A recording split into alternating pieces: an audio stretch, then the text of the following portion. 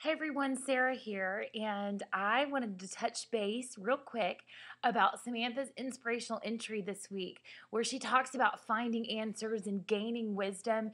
This is such a relevant topic. In fact, the other day I had my what we call our girls' conversation night. It's just a Bible study where we just have some good conversations about God on various topics.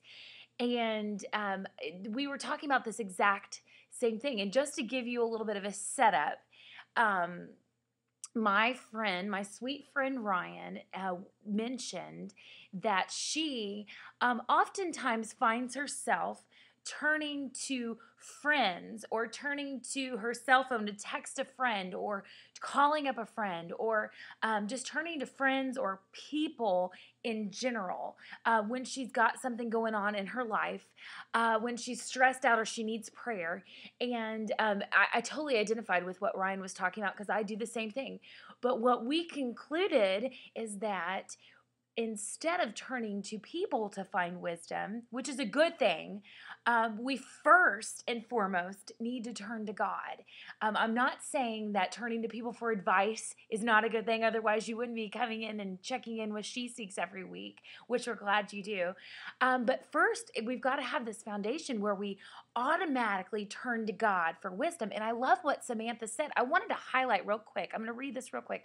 What Samantha said. She said, "From here on out, I don't want anything but wisdom to be the only thing between me and the answer. And therefore, as I embark on a new day tomorrow, I'm grasping wisdom's hand and letting it lead me to the one, to God, to whom I will say, not my will, but your will be done. Not Samantha's will, but God's will be done." And this is something that I personally struggle with all the time. We were talking about this again back at our group. Why do we turn to others first? To our friends and our family or whoever it is. When we're trying to get answers or trying to get some wisdom. And my personal conclusion is that, it's somebody tangible right there, right then, that I perceive that they're right here, right now. I can touch them, see them, or text them, whatever. And oftentimes God, even though He is so ever present, He is there. I need to know that. Sometimes that tangible doesn't come right that split second that we'd like it. It takes time to get into, to prayer and to touch base with God and really connect with Him. And it's not quite that tangible feeling that we often get when we go to our friends first or our family or whoever it is for wisdom. So I am preaching to myself with this here. I'm not kidding you. This is something that I've had to tell myself over and over again.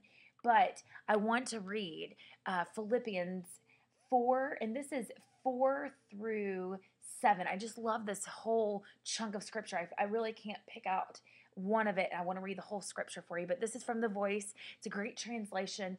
It says, "Most of all, friends, always rejoice in the Lord, never tiring of saying rejoice. Keep your gentle nature so that all people will know what it looks like to walk in His footsteps. The Lord is ever present with us." And here's where this is the point I really want to make. "Do not be anxious about things. Instead, pray." I feel like God is saying, Sarah, don't be anxious. Don't go straight to your friends. Don't go straight to other things other than me, but instead pray straight to the Lord. Pray about everything. He longs to hear your requests. So talk to God about your needs and be thankful for what has to come.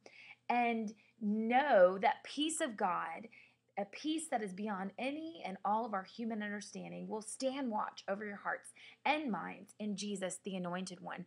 This is a promise that God is giving us in His Word. He promises that when we come to Him with anything and everything, He promises peace. He promises His guidance. He promises His wisdom, as Samantha talked in her inspirational entry.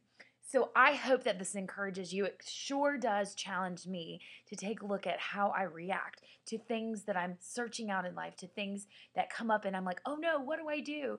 How do I handle this? Pray first, anything and everything. And God promises that He will come through. He gives us peace and answers in His timing, but He will come through. I hope you have a wonderful day wherever you are. Thanks for checking in. We'll see you next week. Bye.